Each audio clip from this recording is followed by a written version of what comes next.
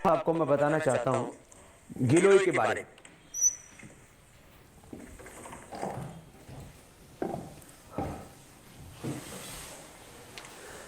गिलोय का इस्तेमाल मैंने पहले स्वयं किया, फिर लाखों करोड़ों लोगों को इसके बारे में बताया।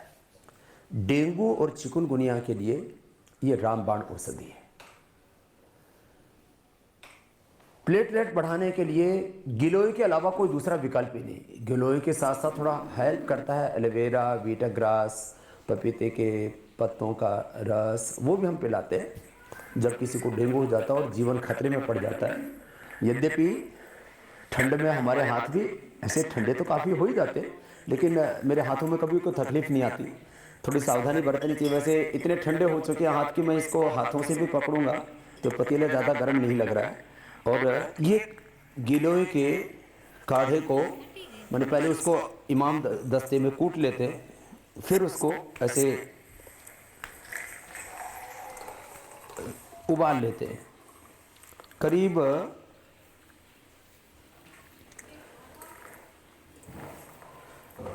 ये इतनी गिलोय, ये जिसको ज़्यादा तकलीफ है शरीर में, माने जिनको भयंकर अर्थराइटिस है, जिनको बार बार सर्दी जुकाम होता है, जिनको ठंड बहुत अधिक लगती है, जिनको डेंगू चिकुनगुनिया आदि की समस्याएं हैं, उनके लिए तो ये इतना पूरा पी सकते हैं। बाकी जो स्वस्थ व्यक्ति हैं वो इससे आधा भी पी सकते हैं। इसमें आप थोड़ा शहद मिला सकते हैं, थोड़ा कड़वा होता है तो आप शहद मिला करके भी पी सकते हैं, और आप बिना शहद के पिए तो बहुत अच्छी बात है। और डायबिटीज़ के लिए भी रामबाण है, मोटापा के लिए भी अद्भुत है। इसके पूरे बेनिफिट्स आपको बताते हैं, लेकिन कोई शहद मिला करके भी पीना चाहे तो इसको पी सकता है। गिलोय को संस्कृत में अमृता कहा जाता है। अमृता माने न मरने वाली और न मरने देने वाली। संस्कृत में तो शब्दों का जो अर्थ होता है बड़ा गहरा होता है, क्योंकि मैंने तो व्याकरण शास्त्र पढ़ा है। तो मृग प्राण त्यागे धातु से अमृता शब्द बनता है, जो मरने ना दे। ये खुद भी नहीं मरती है। ये जो गिलोय है, इसको हम इस इमाम दस्ते में कूटते हैं, इसको डाल लेते हैं और ऐसे फिर जो है, आप लोगों ने देखा होगा पहले घरों में सब जगह हुआ करता था, तो इसको इमाम दस्ते में कूटने से ज़्यादा अच्छे से इसकी पिटाई हो जाती है। जिनको ये सुविधा उपलब्ध ना हो तो इसके छोटे छोटे टुकड़े करके मिक्सिंग में भी इसको कूट सकते हैं। मैं कह रहा था एक व्यक्ति के लिए लगभग इतनी गिलोय पर्याप्त है, लेकिन जिनको ज़्यादा समस्या है, भयंकर अर्थराइटिस है, बहुत ज़्यादा मोटापा है, इम्यूनिटी बहुत कम है, डायबिटीज बहुत ज़्यादा है, और स्वाइन फ्लू, डेंगू, चिकुनगुनिया के लिए तो इससे बेहतर कुछ हो ही नहीं सकता। कितना ही क्रोनिक अस्थमा है वो सब इससे ठीक होता है। तो उस समय आप ऐसे ये दो डंडी भी प्रयोग कर सकते हैं, और पूरा सुबह शाम प्रयोग करना हो तो इतनी गिलोय पूरी की पूरी भी यूज़ कर सकते हैं। ताज़ी गिलोय सबसे ज़्यादा फायदेमंद होती है। मैं कह रहा था आप जो है जिस तरह से कूटने के बाद इसकी ये स्थिति हो जाती है जो हमने आपको दिखाई थी, ऐसे ऐसे पीट लेते हैं इसको। जिनको बहुत ज़्यादा इसका फ़ायदा उठाना हो तो इसको पीट करके रात को भिगो दें, और फिर सुबह, अभी तो जो है इसको पका ही रहे थे तो ये इसका और भी आधा कर सकते हैं, उबालते उबालते आप इतना आप रख करके और इसको ऐसे पी सकते हैं। काफ़ी गर्म है अभी।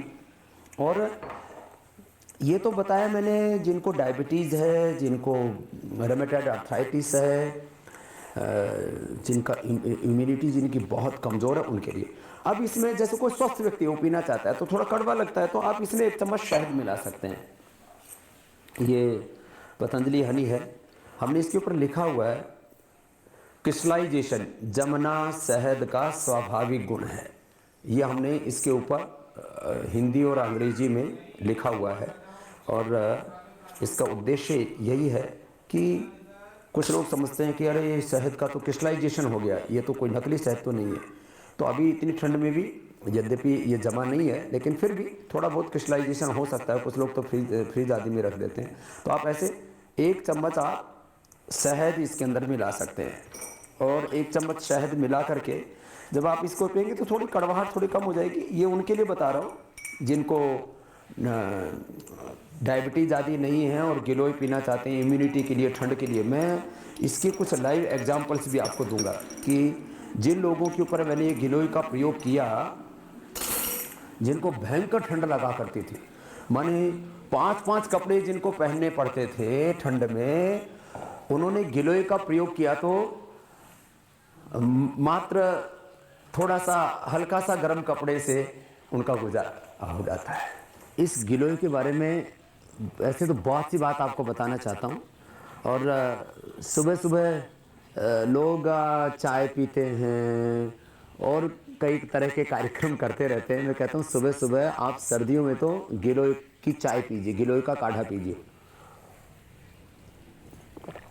इसको जो है आप आधा भी कर सकते थे, मैंने पूरा गिलास पी लिया। जिनको ज़्यादा कड़वा लगता हो तो ऐसे ही इसको जितना उबालते उबालते कम कर देंगे उतना कम हो जाएगा। मेरा तो क्योंकि पीने का अभ्यास हुआ है। गिलोय के बारे में अपने कुछ बड़े अनुभव बताता हूँ। मैं काफ़ी ऐसे भाई बहनों को जानता हूँ जिनको बहुत अधिक ठंड लगा करती थी। माने सर्दी में नीचे इनर पहन रखा है, फिर उसके ऊपर जो है कुर्ता के ऊपर स्वेटर के ऊपर कोट और कोट के ऊपर लोई या कंबल, माने करीब 5-5 लेयर कपड़ों की हैं। फिर भी जिनको ठंड लगा करती थी, गिलोय पीने से मात्र 1-2 कपड़ों में उनका गुजारा हो जाता है। माने कुछ तो मेरी तरह से जब बस ऊपर नीचे एक एक कपड़ा ओढ़ लिया और बस काम हो गया।